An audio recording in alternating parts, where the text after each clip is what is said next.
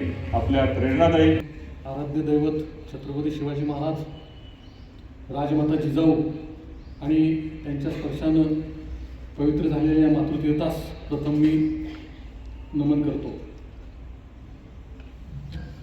या ठिकाणी आदरणीय डॉक्टर पंजाबराव देशमुख भाऊसाहेब यांच्या 125व्या जयंतीनिमित्त आयोजित कार्यक्रमामध्ये उपस्थित असलेले, कार्यक्रमाच्या अध्यक्षस्थानी असलेले आदरणीय प्राचार्य डॉक्टर प्रशांत कोटे साहेब, उपस्थित असलेले मार्गदर्शक वर्ग, यामध्ये डॉक्टर माननीय श्री विकास बाहेकरजी, माननीय मुक्ता कदम सुप्रसिद्ध अभिनेत्री, प्रमुख अतिथी माननीय प्राचार्य जगदेवरावजी बाहेकर, ॲडव्होकेट भालचंद्र पवार, इथे उपस्थित असलेले सर्व मार्गदर्शक वर्ग आणि सर्व विद्यार्थी बंधू, खरं तर बोलण्यासारखं खूप आहे, पण आता वेळ झालेला आहे आणि इथं आपण आदरणीय डॉक्टर विकास बाहेकर साहेबांना ऐकायला बसलेलो आहे. तर त्यामुळे मी माझं थोडक्यातच या ठिकाणी मी आवडतो घेतो. सुरुवात डॉक्टर पंजाबराव देशमुख यांच्या जन्मापासून आपण जर बघितलं तर 1898चा त्यांचा जन्म. तत्पूर्वी महाराष्ट्राची परिस्थिती किंवा देशाची परिस्थिती अत्यंत हलाखीची होती. अज्ञान, दारिद्र्य यांनी लोक पिचलेले होते आणि लोकांपुढे कुठलंही मोटिवेशन नव्हतं. सर्वसामान्य अत्यंत हलाखीचे जीवन हा समाज जगत होता. याच दरम्यान किंवा या पूर्वीच्या कालखंडामध्येच एक समाज सुधारकांची पिढी निर्माण झाली आणि ज्यांनी विचार केला की या समाजाला सुधारण्यासाठी यांना शिक्षण, यांना दारिद्र्य निर्मूलन आणि यांना प्रगती करण्यासाठी यांच्यामध्ये आत्मविश्वास निर्माण करण्याची गरज आहे. आणि या पिढीमधलेच आद्य पुरोगामी विचारवंत महात्मारावजी फुले, डॉक्टर बाबासाहेब आंबेडकर आणि शाहू महाराज यांनी या पुरोगामी चळवळीची सुरुवात केली. आणि याचा पुढचा टप्पा जो आहे, याच्या पुढची जी पिढी आहे, त्यामध्ये डॉक्टर साहेबांचा उल्लेख करता येईल. यांचे जन्मानंतर त्यांचं बुद्धिमत्ता तल्लख होती, हुशार होते, त्यामुळे ते गेले आणि परदेशामध्ये त्यांना शिक्षणाची संधी मिळाली. एडिनबर्ग इथून आल्यानंतर जेव्हा ते महाराष्ट्रात आले तेव्हा त्यांनी विचार केला की या समाज, त्यावेळी दोन मतप्रवाह होते. स्वातंत्र्यपूर्व कालखंड होता तो, एक तर स्वातंत्र्य मिळवणं आणि समाज सुधारणं. काही लोकांचा असा विषय होता की स्वातंत्र्य आधी मिळवावं आणि काही लोकांचा विचार असा होता की समाज सुधारणा झाले पाहिजे. समाज सुधारण्यासाठी झाल्या पाहिजेत की मिळालेलं स्वातंत्र्य टिकवायचं असेल आणि त्याचं महत्त्व कळायचं असेल तर समाज सुधारणं गरजेचं आहे, व्यक्ती सुधारणं गरजेचं आहे. आणि या विचारातून प्रेरित झालेले हे पुरोगामी विचारवंत, यामध्येच डॉक्टर पंजाबराव देशमुखांचा उल्लेख करावा लागेल.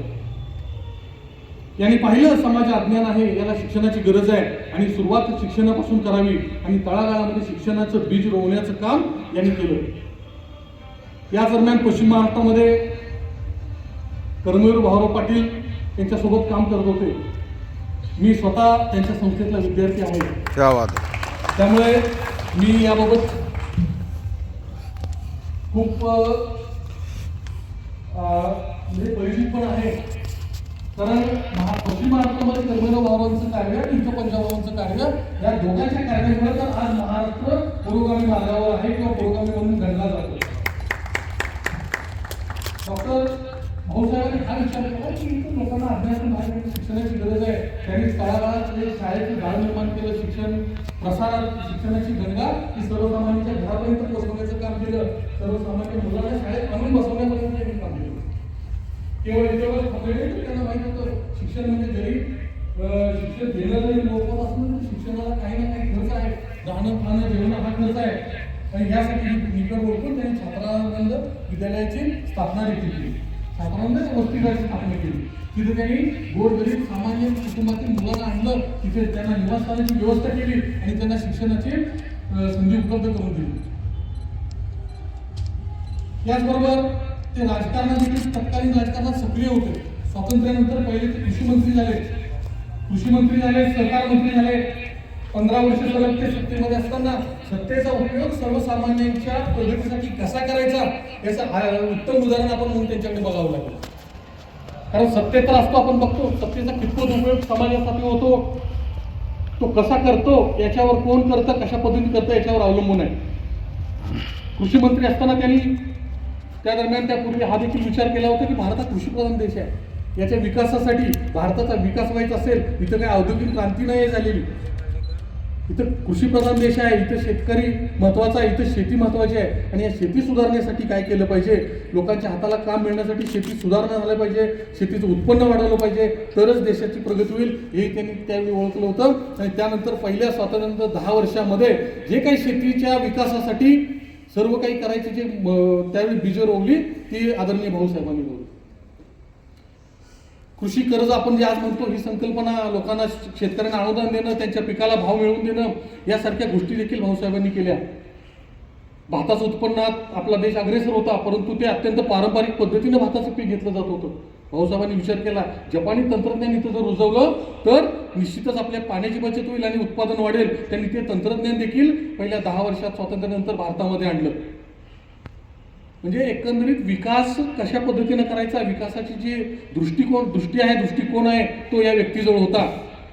आणि याच्यामुळेच कदाचित आज आपण एक चांगल्या ठिकाणी, चांगल्या दर्जेदार स्थितीत, वातावरणात पोहोचलेलो आहोत. शिक्षणाची आज आपल्याला जी काही आज संधी उपलब्ध करून दिली ही केवळ यांच्या प्रयत्नानं आणि या लोकांच्या प्रयत्नामुळे, यांच्या अविरत सेवेमुळे आपल्याला आतापर्यंत आता उपलब्ध झालेली आहे. कदाचित आपल्याला त्याचं महत्त्व कमी वाटतं की काय, असं मला वाटतं. कारण आता सरांनी सांगितल्याप्रमाणे आपण आजकाल थोडं शिक्षणाचा